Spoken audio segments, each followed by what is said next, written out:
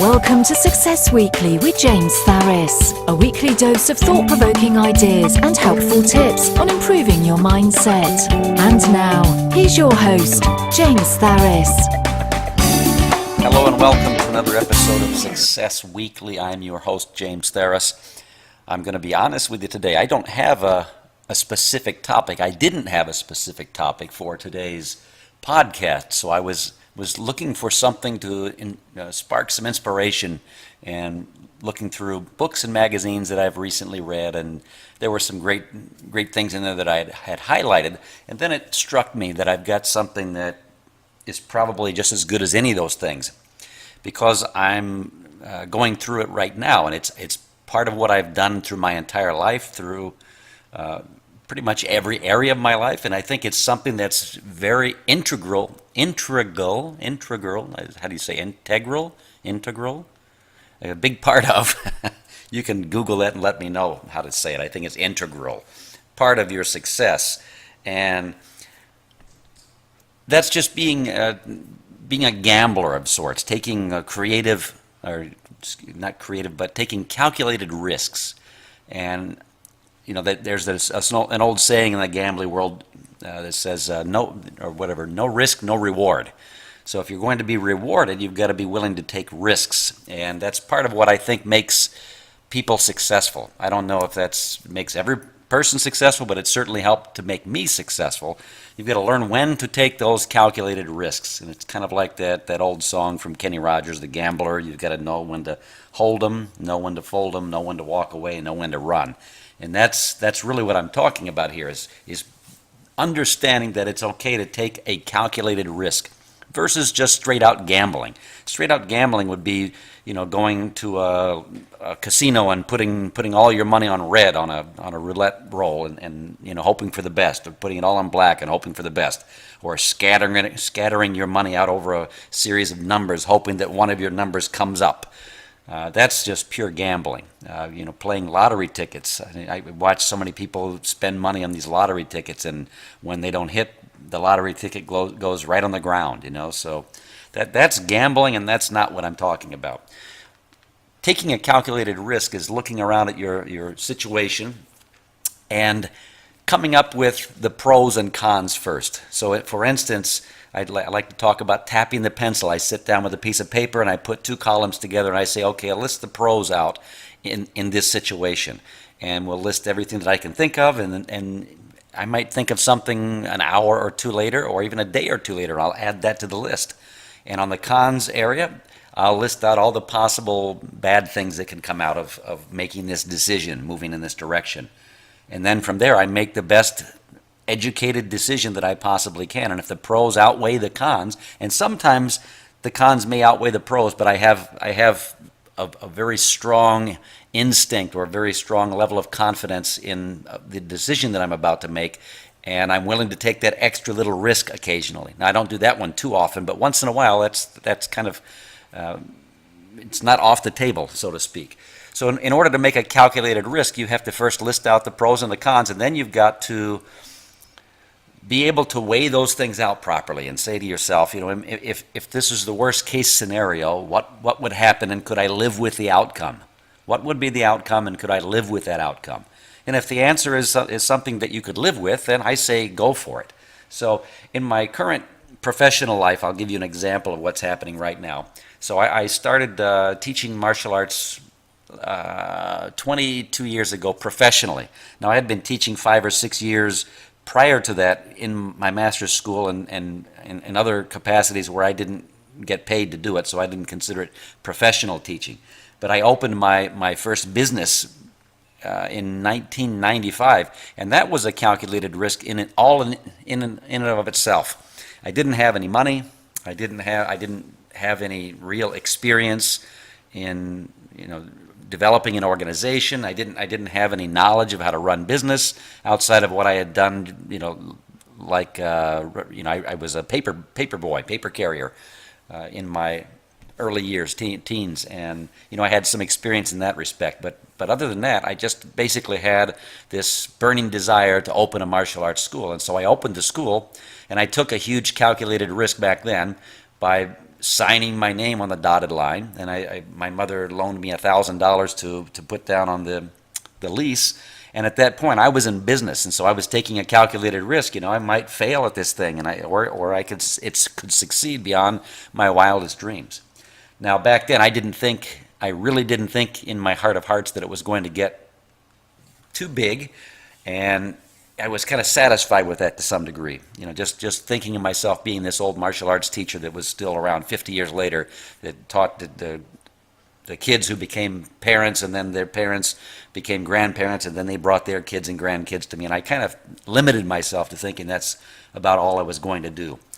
And I decided about, 5 years into my lease, 4 or 5 years into my lease, to take another calculated risk and move into a larger shopping plaza, which required a little bit more of a professional touch to get into it. I had to go from a hand-painted sign to purchasing a $5,000 commercial neon sign, or I think that's what they were at the time. They're now LED lights, but back then that was a very expensive prospect for me to be able to find the money for that and to take a risk on it. But I thought, again, I weighed the pros out and the cons out, and I thought to myself, this is what I need to do to get to the next level. And it was a great decision. It turned out to be a fantastic decision.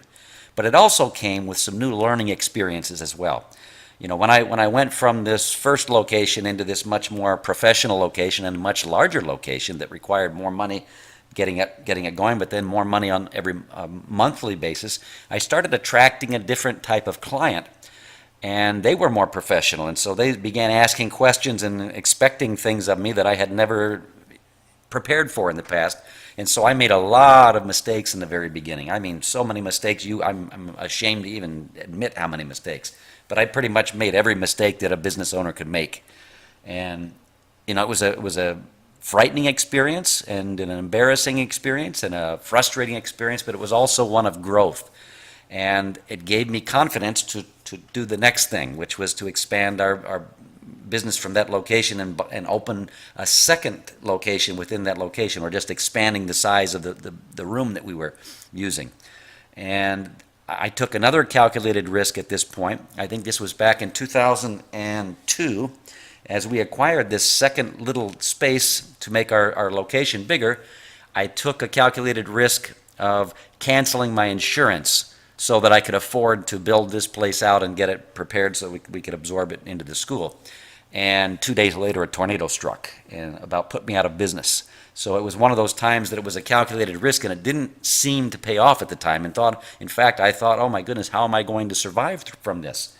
But what ended up happening was I went through this process and period of fear, and it turned out to be a great experience because I learned a heck of a lot about stick-to-itiveness and persistence and perseverance. But I also had the opportunity to salvage my school because I took this calculated risk, and lo and behold, that little, whatever it was, 12 or 1,500 square feet that we added on became our saving grace, because our main building location had been pretty much demolished by this tornado, and so we couldn't run business out of there for 6 months. But the one that was next door to it didn't get hit very much, and that allowed us to maintain our presence in the community. And it was a really an eye-opening experience. It was a terrible experience in a lot of ways.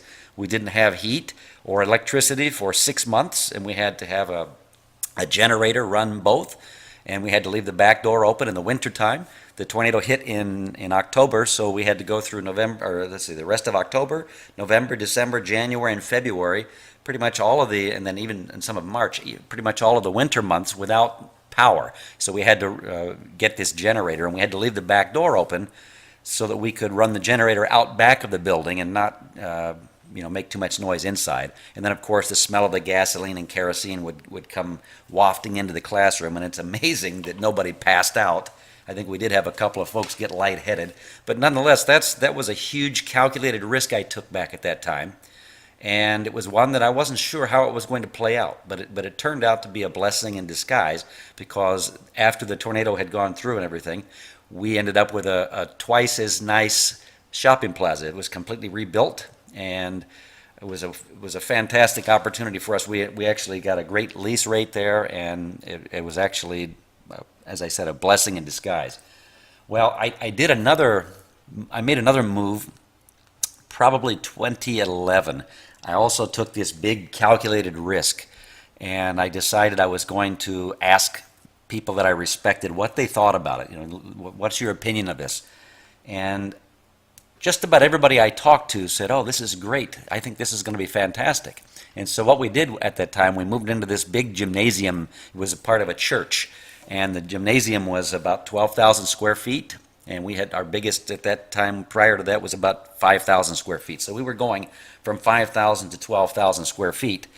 And the place had 45-foot ceilings, and it was just a dream come true. I thought this was going to be the mega school in Indiana. And what ended up happening was that was that almost put me out of business. It was one of the worst decisions I could have made. And it was a calculated risk that I took at the time as well. And as I said, they don't always pay off. But I learned so much in the process that, again, I feel it was worth every penny that I lost in this venture, and all of the things that I learned through the process. As the old saying goes, that what doesn't kill you makes you stronger. And in this case, it's absolutely true. So I licked my wounds for about a year and a half or so and got back to work. And we moved into a smaller location, but it was in a much busier shopping plaza and a prime location on a corner end lot, and it's still here, still there. And it's been thriving ever since. So ever since we moved in, it's been growing and growing and growing, and it's I don't know how we're going to continue to fit new students into this location, because it's hustling and bustling right now.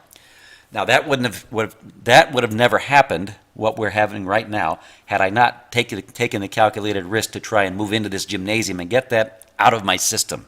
I wanted this huge school and things, but I didn't think and stop to think about all of the logistics involved as well, with keeping a place of that size cold in the summertime or warm in the wintertime. And then, of course, the roof was made out of tin, so every time it rained, it would rain to the point where the students couldn't hear the instructor talking, because the sound of the rain on the tin roof was so loud that it echoed throughout the entire place.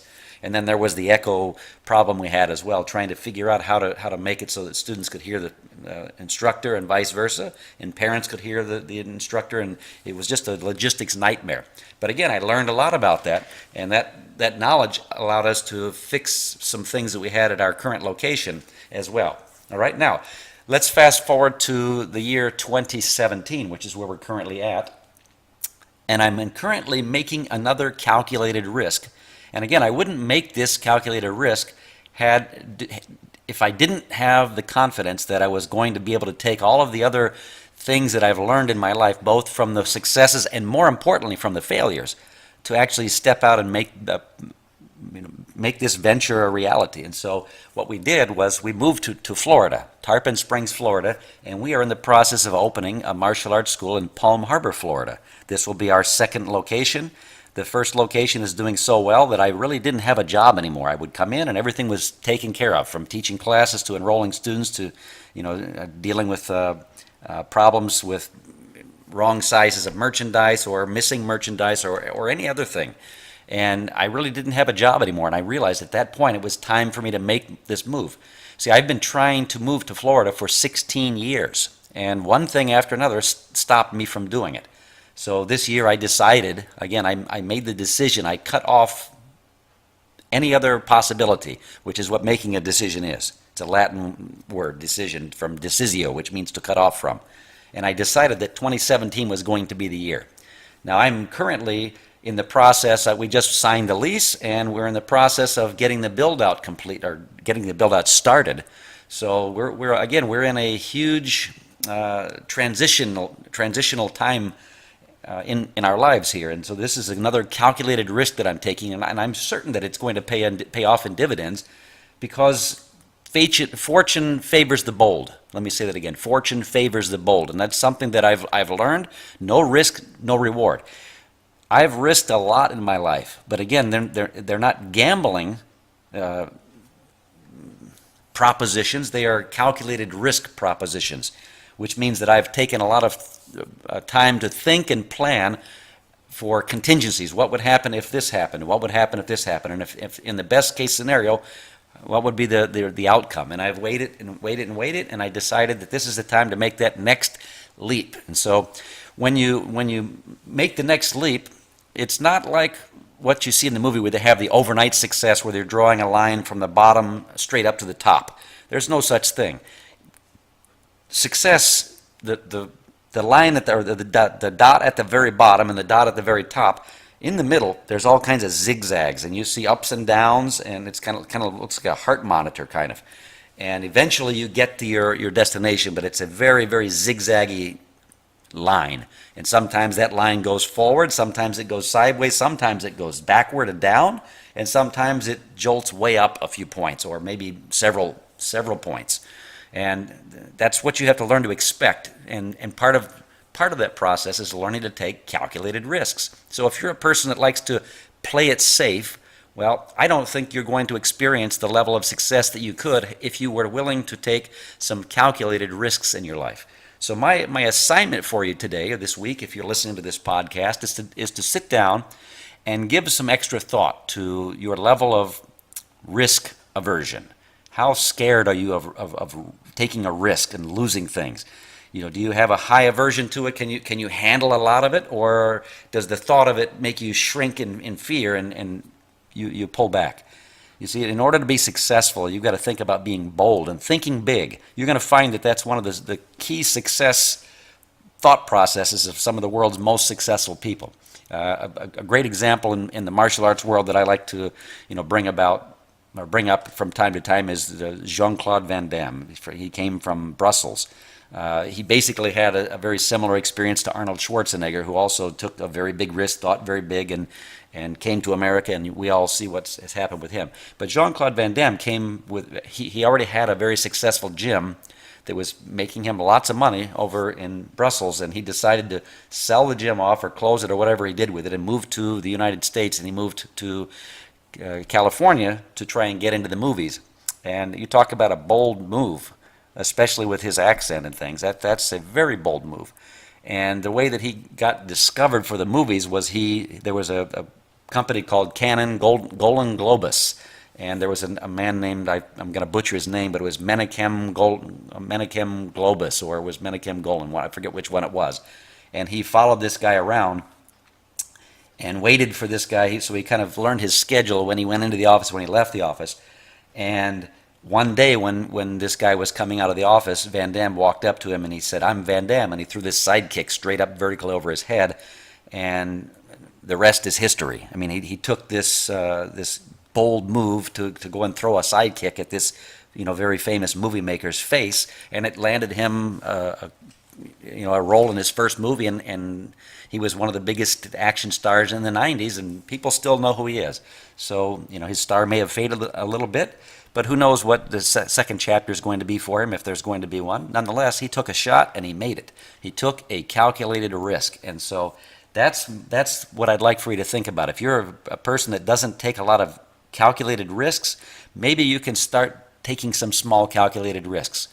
They can be as small as just saying hello to somebody without the knowing that they're going to respond in kind, or holding a door for somebody that might not say thank you. That's a very small example of it, but if you've not taken calculated risks before, that might be a good way for you to get started, and you'll see how it pays off if you systematically work that and you keep track of the results. If you write them down and maybe during the week you do 10 calculated risks, and then you make a check mark for every one that turns out to be a success, and you make an X for every one that turns out to be a failure. And then allow a few weeks or a few months to go by, keep that paper near you, and see if any of those ones that turned out to be X's actually turned into check marks in some way, shape, or form in the future. So that's what today's podcast is all about, taking calculated risks. I hope you'll consider taking a few of them. If you enjoyed today's podcast, please like it and share it, and give me some comments on what you thought about the content. If you have any ideas for a future podcast, don't hesitate. I'll talk to you soon. That's all for this week. Tune in next week for another episode of Success Weekly. Do you have an idea you'd like James to talk about in an upcoming episode? Post your comments and be sure to share this podcast with friends.